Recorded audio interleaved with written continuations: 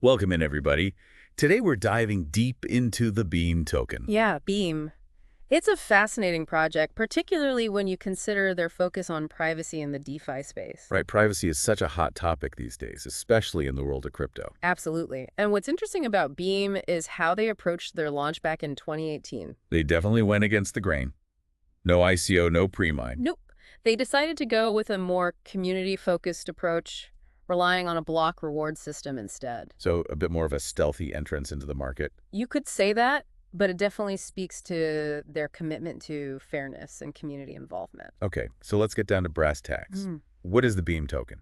What's its purpose in all of this? Well, Beam is the native token of the Beam blockchain. It's what makes everything run. So it's the fuel for the whole ecosystem. Exactly. You use it for transaction fees. You use it for participating in the network's security through proof-of-work mining. And of course, it plays a crucial role in governance. So it's like the key that unlocks all the doors in the Beam world. That's a great way to put it. Now, I'm curious about the tokenomics here. What's the supply like? Oh, one thing to note is that Beam has a fixed supply. Oh, really? A Yeah. fixed supply? That's pretty significant in the crypto world. It is. It means there's a limited amount of Beam that will ever exist. 262.8 million to be exact. So that scarcity factor could definitely impact its value over time. Right. It's like a built-in hedge against inflation, which is something a lot of crypto enthusiasts look for. Makes sense. So how are these tokens released into circulation? Through mining. Hmm. When they launched, the block reward started at 100 Beam. 100 Beam per block. That's quite a bit. It was. But it gets halved every year until the 5th year. After that, it stabilizes at 25 Beam per block. So a gradual and controlled release, which incentivizes miners to secure the network. Exactly. Now, we've been talking about privacy, Mm. but how does Beam specifically address this compared to other cryptocurrencies? This is where Beam really stands out. They use some cutting-edge cryptography. We're talking Mimblewimble, Atlantis, MW, Dandelion. All of that and more. They've created a blockchain where it's incredibly difficult to trace individual transactions. So it's like a giant mixing bowl where everything gets jumbled up. Exactly. It's not just about hiding the amount you're sending. It's about obscuring who you're transacting with and other details as well. That sounds like a whole new level of privacy protection. It is. It's a game changer for people who value their financial privacy. But how does this play out in the real world? Can you give me a concrete example? Sure. Imagine you're using a typical DeFi platform. You're swapping tokens, providing liquidity, whatever. Typical DeFi stuff. But the problem is anyone can see what you're doing. They can see your wallet address, your trading history. And potentially connect that to your real identity. Exactly.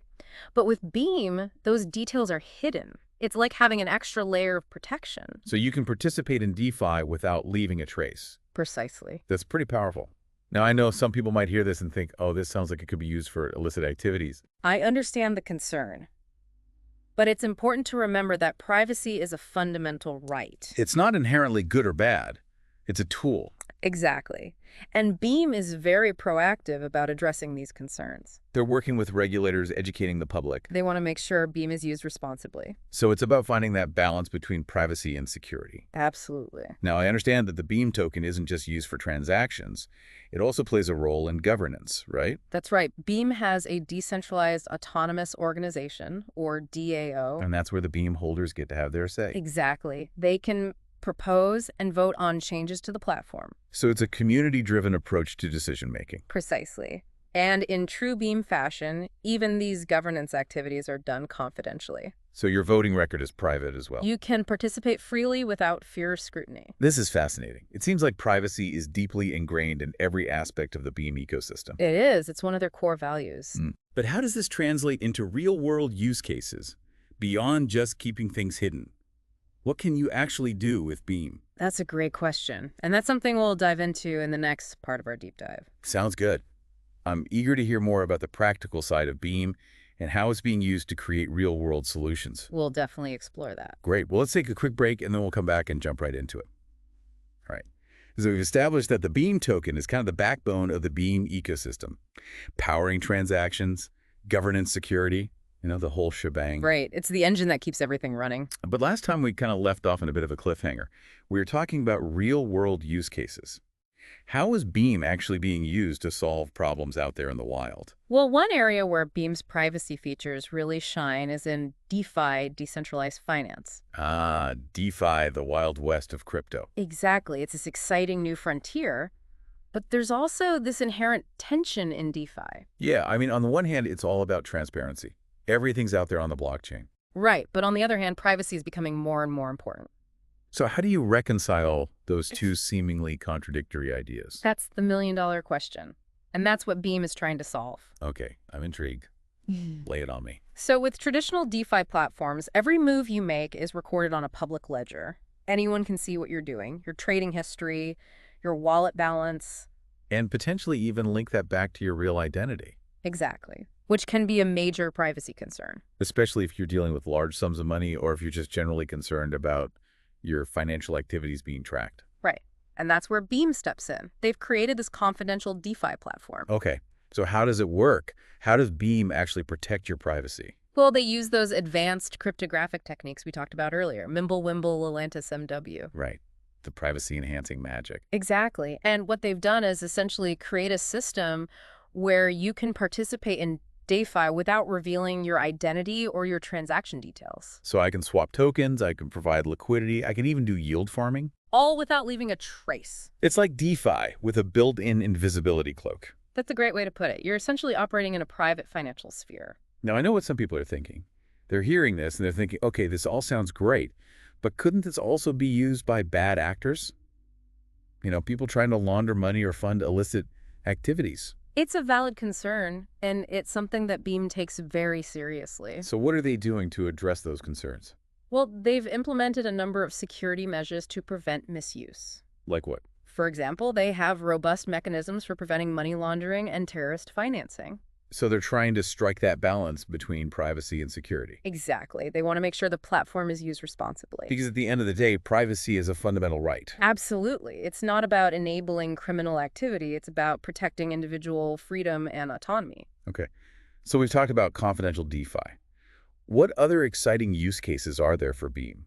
Another area where Beam is making waves is in the world of NFTs, non-fungible tokens. NFTs. Everyone's talking about NFTs these days. It's the hottest trend in crypto, but there's a big privacy issue with traditional NFTs. Really? I hadn't thought about that. What's the issue? Well, the problem is that with traditional NFTs, your ownership is public knowledge. Anyone can see what you own, how much you paid for it. Oh, I see. So if you own a really valuable NFT, everyone knows you have it. Exactly. And that could make you a target for scams or even theft. Makes sense. So how does Beam solve this problem? They've created confidential NFTs. Okay, so it's the same idea as confidential DeFi, but applied to NFTs. Precisely. Your ownership details are shielded from prying eyes. So I can collect and trade NFTs without anyone knowing what I have. Exactly. It's a game changer for collectors, artists, anyone who values their privacy in the NFT space. This is amazing. It seems like Beam is really pushing the boundaries of what's possible with privacy in crypto. They are. They're pioneers in this space. But let's zoom in on the Beam token itself. What are its specific use cases within the ecosystem? Well, as we mentioned earlier, one of the primary uses is for transaction fees. Right. Every time you send Beam or interact with the dApp, there's a small fee. Exactly. And that fee is paid in Beam. And those fees help to secure the network and incentivize the miners. Precisely. But transaction fees are just one piece of the puzzle. Okay.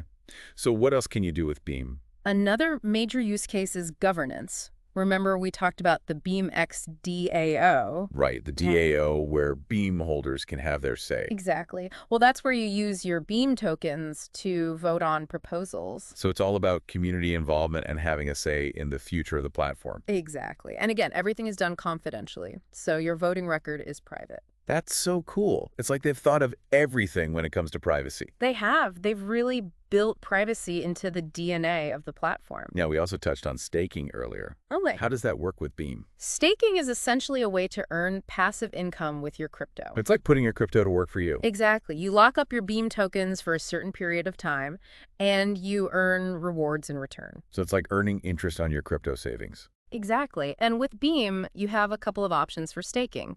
You can stake in the Beam DEX to earn trading fees. The DEX being the decentralized exchange. Right. Or you can stake in the BeamX DAO to help secure the network and participate in governance. So you have some choices. depending on your investment goals. Precisely.